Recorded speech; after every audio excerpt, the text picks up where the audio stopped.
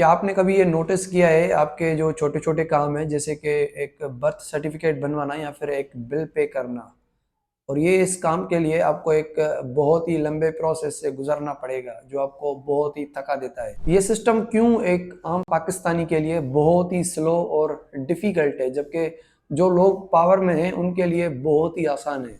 Bureaucracy को समझना आप सबके लिए बहुत ही इंपॉर्टेंट है। ये एक ऐसा सिस्टम है like a machine with many parts और हर एक पार्ट को एक स्पेसिफिक जॉब है करने के लिए। देखिए ये एक ऐसी इंजन है जो कंट्री को एक गवर्नमेंट को रनिंग पोजीशन में रखती है और ये काम को ऑर्गेनाइज करने का तरीका है ताकि जो चीज़ें हैं वो स्टेप बाय स्टेप एफिशिएंसी के साथ हो सके। पाकिस्तान में ब्यूरोक्रेसी बहुत ही स्लो और डिफ़िकल्ट हो गई है ज़्यादातर लोगों के लिए। अब ये समझें क्यों, तो हमें हिस्ट्री में पीछे जाना पड़ेगा। लेकिन इससे पहले मेरी आपसे रिक्वेस्ट है कि मेरे चैनल को सब्सक्राइब करें, बेल के आइकन को प्रेस करें और वीडियो को शेयर करें। पाकिस्तान की तारीख में जो हमारा ब्यूरोक्रेटिक सिस्टम है वो हमें ब्रिटिश रूल के दौरान मिला था, लेकिन उससे भी अगर हम पीछे जाते हैं तो ब्रिटिशर्स ने इंडिया में Indian civil services ICS create किया था ताकि जो है वो उनकी हेल्प कर सके सब कॉन्टिनेंट को कंट्रोल करने के लिए। रूल्स को फॉलो करने में ये एक बहुत ही स्ट्रिक्ट, ऑर्गेनाइज और एक फोकस्ड सिस्टम था। पाकिस्तान की आज़ादी के बाद इंडियन सिविल सर्विसेज को रिप्लेस करके हमने नया सिस्टम रखा, the civil services of Pakistan, CSP. और जो ब्यूरोक्रेट्स हैं उन्होंने कंट्री को एक रनिंग पोजीशन में रखने के लिए बहुत ही इंपॉर्टेंट रोल प्ले किया। देखिए ब्यूरोक्रेट्स जैसे कि गुलाम मोहम्मद खान एंड सिकंदर मिर्ज़ा, ये ना सिर्फ एक ब्यूरोक्रेट्स थे बल्कि इन्होंने जो है कंट्री पे रूल भी किया। शुरुआत के टाइम में ये सिस्टम बहुत ही सही जा रहा था। जो ब्यूरोक्रेट्स थे इन्होंने गवर्नमेंट को सेटअप करने के लिए बहुत ही बड़ी हेल्प की और जो है इन्होंने इंफ्रास्ट्रक्चर बनाया, इकोनॉमी को जो है वो स्टेबलाइज किया। लेकिन टाइम के साथ साथ जो है प्रॉब्लम्स वो बढ़ते गए, जैसे कि करप्शन, इनएफिशिएंसी और पॉलिटिकल इंटरफेरेंस की वजह से ये सिस्टम बहुत ही वीक हो गया। आज के दिन पाकिस्तान की जो ब्यूरोक्रेसी है वो बहुत ही ज़्यादा प्रॉब्लम्स फेस करती है जो डायरेक्टली अफेक्ट करते हैं on the lives of ordinary people. आइए इन प्रॉब्लम्स को देखते हैं। सबसे पहला प्रॉब्लम है स्लो प्रोसेस।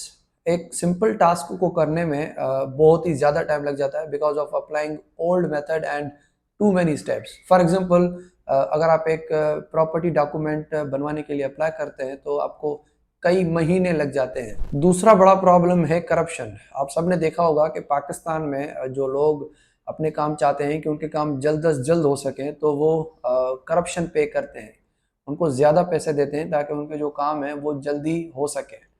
और इस तरह की जो एक्टिविटीज़ हैं वो इस सिस्टम को एक अनफेयर सिस्टम बना देती है। जब गवर्नमेंट ऑफिशियल से गलती हो जाती है या पावर का मिसयूज़ करते हैं तो उनको किसी भी किस्म के कॉन्सिक्वेंसेस को फेस नहीं करना पड़ता और इसी की वजह से जो है वो पब्लिक हर्ट होती है। पॉलिटिकल इंटरफेरेंस भी एक बहुत बड़ा मसला है ब्यूरोक्रेट्स के लिए। देखिए जो ब्यूरोक्रेट्स आम पब्लिक के लिए काम कर रहे होते हैं तो जो पॉलिटिशियंस हैं वो उनको प्रेशर देते हैं कि आपको पहले, सबसे पहले हमारे ऑर्डर्स को फॉलो करना पड़ेगा। मैं आपको एक एग्जांपल देता हूँ। मान लो आपका एक कराची में शॉप है और आप एक यूटिलिटी कनेक्शन के लिए अप्लाई करते हैं तो कम से कम भी आपको 6 से 7 महीने लग जाएंगे और पता नहीं कितनी बार आपको उनकी ऑफिस का चक्कर काटना पड़ेगा। और इस तरह के जो मसले हैं ये तो बहुत ही कॉमन है। हमारी सरकार ने $130 मिलियन का लोन लिया है फॉरेन कंट्रीज एंड ऑर्गेनाइजेशन से लाइक IMF।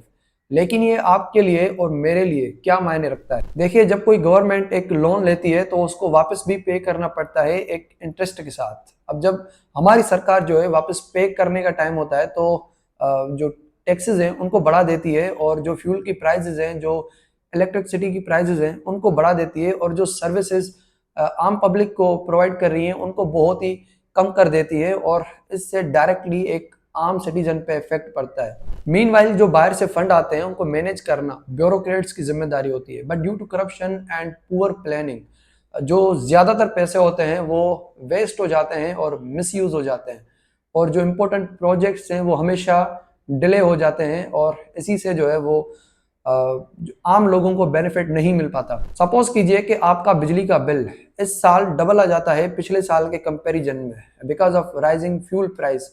अब ये प्रॉब्लम सिर्फ आप ही फेस कर रहे हो। जो ब्यूरोक्रेट्स हैं, जो बड़े बड़े पावरफुल लोग हैं, उनको कोई भी मसला नहीं है, उनकी जिंदगी बहुत ही लग्जरी है और वो बहुत ही खुश है।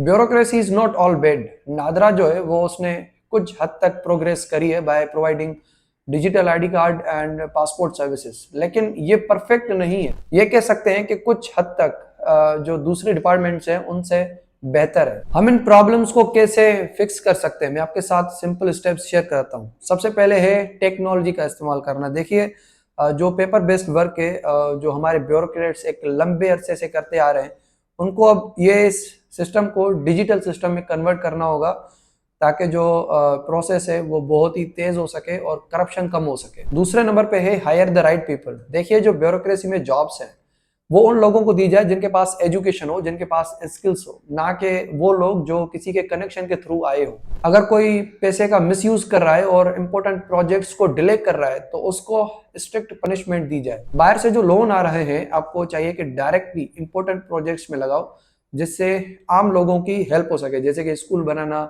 हॉस्पिटल बनाना, जॉब प्रोग्राम्स करना। आप क्या सोचते हैं, क्या हम पाकिस्तान के इस ब्यूरोक्रेटिक सिस्टम को एक फेयर और एफिशिएंट सिस्टम बना पाएंगे?